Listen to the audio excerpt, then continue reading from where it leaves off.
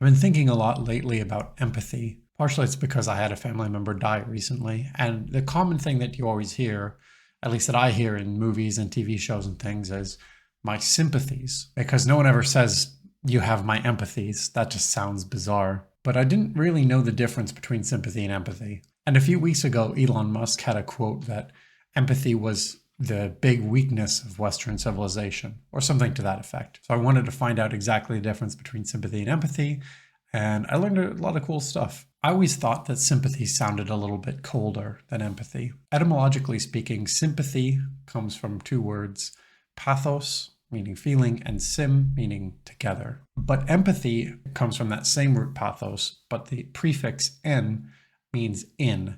So you're actually in the feelings with the person. And so from my understanding, empathy is something a little bit closer than sympathy.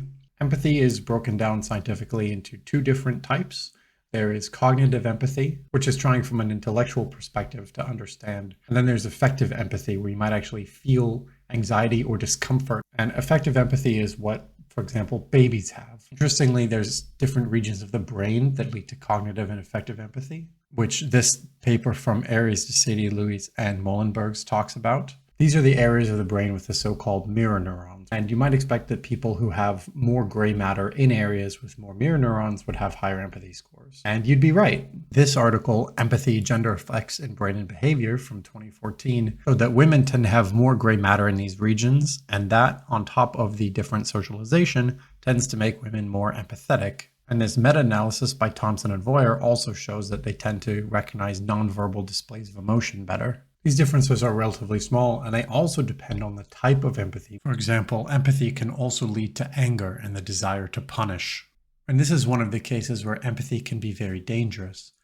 For example, in the wake of the 9/11 attacks in 2001, a lot of media figures used people's empathy for the victims and their families to generate anger and ultimately justify a long, pointless war. But to the individual, there are a lot of benefits of empathy.